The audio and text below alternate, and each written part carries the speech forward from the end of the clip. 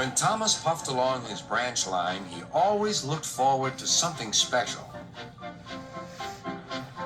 The sight of the river. As he rumbled over the bridge, he would see people fishing. Thomas often wanted to stay and watch, but his driver said no. What would Sir Topham Hatt say if we were late? Every time he met another engine, he would say, "I want to fish." But they all had the same answer. "Engines don't go fishing." Silly stick in the muds, thought Thomas. One day, he stopped as usual to take in water at the station by the river. "Out of order." "Bother," said Thomas. "I'm thirsty." "Never mind," said his driver. "We'll get some water from the river."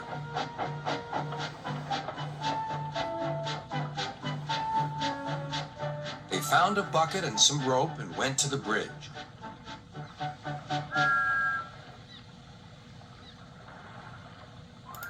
Then the driver let the bucket down to the water.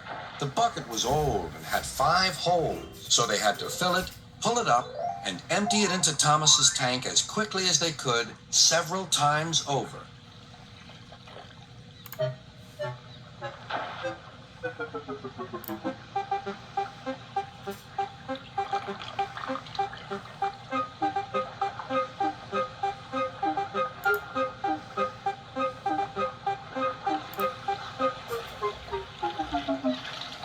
They finished at last. That's good, puffed Thomas, and Annie and Clarabelle ran happily behind.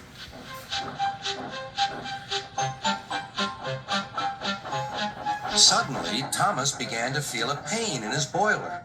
Steam began to hiss from his safety valve in an alarming way. "There's too much steam," said his driver. "Oh dear," groaned Thomas. "I'm going to burst! I'm going to burst!" They damped down his fire and struggled on. "I've got such a pain! I've got such a pain!" Thomas hissed.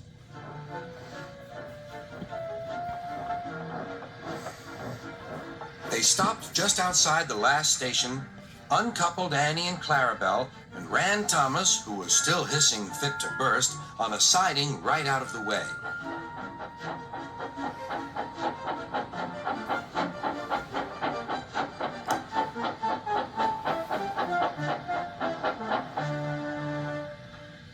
Then, while the conductor telephoned for an engine inspector, the driver found notices in large letters which he hung on Thomas in front and behind. "Danger! Keep away!" Soon the inspector and Sir Topham Hatt arrived. "Cheer up, Thomas," they said. "We'll soon put you right." The driver told them what had happened. "So the feed pipe is blocked," said the inspector. "I'll just look in the tanks." He climbed up and peered in. Then he came down. "Excuse me, sir. Please look in the tank and tell me what you see." "Certainly, Inspector," replied Sir Topham Hatt. He clambered up, looked in, and nearly fell off in surprise.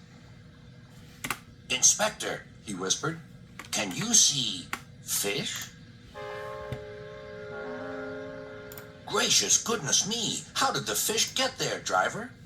"We must have fished them from the river with our bucket," replied Thomas's driver. "Well, Thomas, so you and your driver have been fishing, but fish don't suit you. We must get them out."